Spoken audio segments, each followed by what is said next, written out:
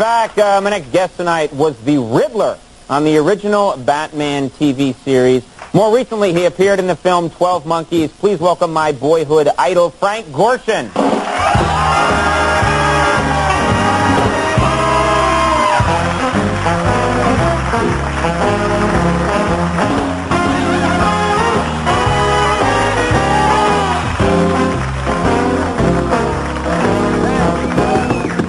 Mr. Conan, I love being on your show, but you didn't have to make me dress up like an ostrich and come out here and lay that egg before.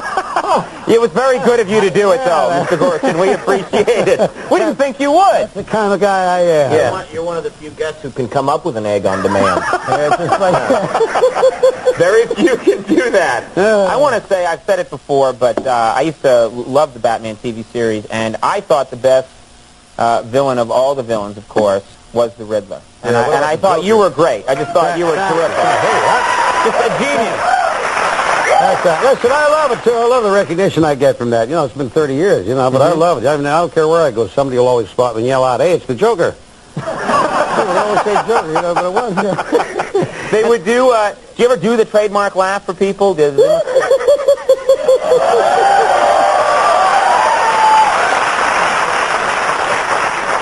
No, I don't do that anymore. I can't, in fact, I used to open up my show with that. That's right. At the height of its success, you know, that first year, 1966. Yeah, right, nice. And I used to open my show. There would be an offstage mic open, and you would hear me go, "Riddle me this. What's the similarity between a trip to the bathroom and a trip to the cemetery?" I don't know. You don't know. Answer. When you gotta go, you gotta go. Hey, listen, that'll always be an important part of me, my life and everything. I mean, a lot of terrific things started to happen to me at that time. You know, people started asking me if I ever studied ballet or dancing. Really? Because it made the Riddler move like a dance. You know, well, you'd wear the green tights. Yeah, but what happened was when I put on the green underwear, and took a look in the mirror, I figured I better keep moving. I don't want to give anybody a good look, you know. You gotta. I would do that too. Yes, I'm sympathetic. You used to. My favorite thing, just personally, is you would laugh like the Riddler, and then you would suddenly stop and you would touch your temple like you were having some kind of brain cramp, and it was the thickest. He used to do that, and that was. I can't do that anymore. That was the thickest thing I had seen on television at the time. Now, we've had Burt Ward, who, of course, played Robin on the show. Oh, yeah. We've had him on the program, and he wrote this tell-all book that talked about, he was exposing all this sexual debauchery on the set, mostly involving himself and Batman. Yeah, right. Why, I call him Batman. I didn't know it was an actor. And he's terrific, too, Adam West. Adam West. But he would talk about the sexual debauchery on the set, and I was curious if that carried over to you at all. Were you fooling around at all? What's debauchery mean? Fooling around. Was there a lot of fooling around? You know, the consistent thing is a lot of guys seem to want to know. No matter where I go, guys will say, "Hey, listen, did you and, Catwoman, you ever get together? You ever, And? No. I want to know. I mean, that's my job to find out. It was tough enough getting into my own tights. Hey, listen.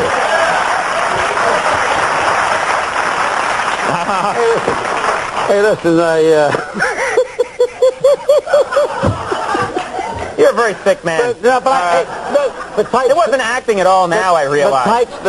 Someone just saw you in a parking lot going... and they said, "Hey, let's put green tights on that guy."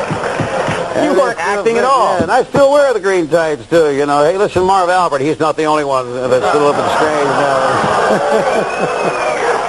It's way ahead of the curve on that one. Of course, I used to watch the show The Copycats. You were a great impressionist, one of the great impressionists of all time. Thank you. Famous for your Kirk Douglas. Can we have a little Kirk Douglas? No.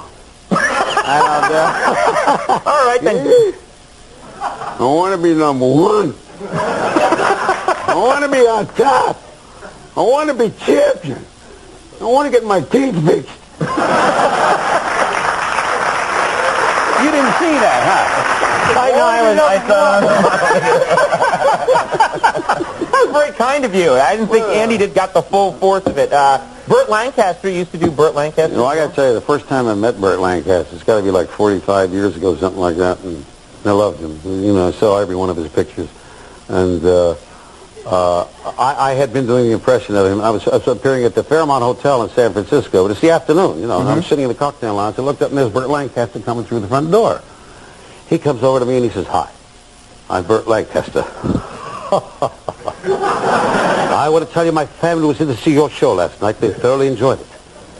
I'm going to try to make it tonight. I don't know if I can. I'm here in business.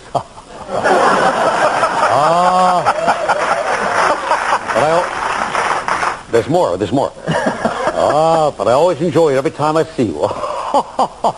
I looked at him and said, "What are you doing, making fun of me?" And then he hit you. 45 years ago. That's an amazing time. It really just zips by. There are 3 stages in a man's life, youth, middle-aged, and you look good. That's where I am right now. I keep hearing, "You look good, you look good." It's like they think you don't believe, and they believe it. Right. They start laying on it. "You really look good. How old are you? You really look good. You really, they start doing Ed Sullivan. "You really, oh, you really, oh."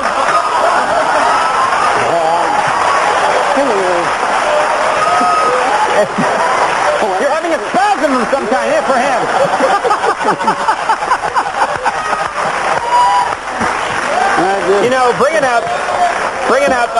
Bringing up Ed Sullivan, this is fascinating. I did not know this, and I start researching your appearance. Thrilled that you're coming on the show, and I find out that you were on the Ed Sullivan show. Their very first show. The night the Beatles appeared on Sullivan for the first time, and you had to go on afterwards. Yeah, I followed them. Yeah, screaming kids and the weird thing was, I had just come back from Australia, and I went right to the Sullivan show, and I didn't know who was going to be on the show. I looked out the window, and there were thousands of kids, teenagers out there.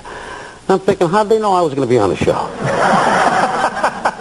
And subsequently found out that the Beatles are on the show. What a big hit they were, and so it's what was it like, though? You go on after the Beatles have just played, and it's the biggest thing that's probably ever happened on television. I was worried about that. I really thought I can't follow the Beatles, just like I thought I couldn't follow a storch. Or an ostrich. Yeah, that's... My bird, lost my bird. I thought you meant Larry Storch. I was like... How did Larry Storch get into this story? Yes, you maybe have one show. We got to mention this. You are now a representative. Let me do that Sullivan again for you, okay? No! Stop him, someone. You are now the representative for the Dixie Riddle Cups. Dixie Riddle Cups, yeah. It's nice. I've had an association with them for about a year now, and that's the Dixie Cup Company. Sure. A few years ago, they came out with this idea of having riddles on the cups. I still can't figure out how you can drink out of a cup and read the riddle at the same time. But anyway, they put the riddles on the cups to appease. You didn't see that, did you?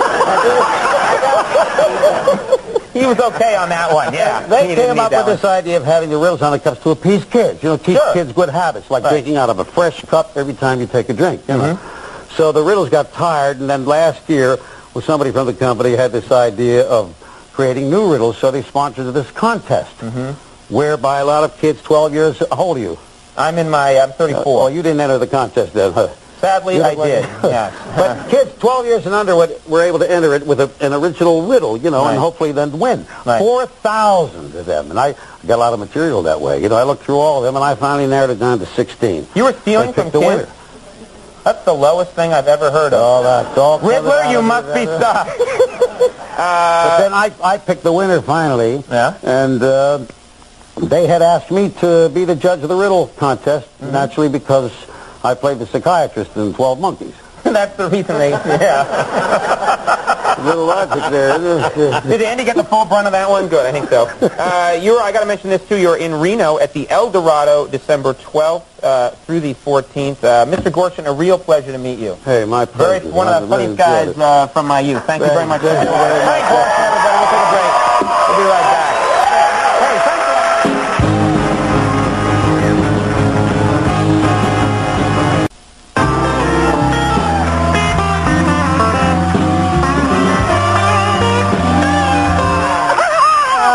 I want to thank guests, Frank Gorshin, thank you very much for being with us. Clapper. No. I also want to thank Sigourney Weaver for being on the show tonight. Very cool having her on. Our thanks to Mr. Garth Brooks for being on the show. You got your Andy Richter right there. You got your Max Weinberg and Max Weinberg 7. Stay tuned for later. We'll see you tomorrow. Bye.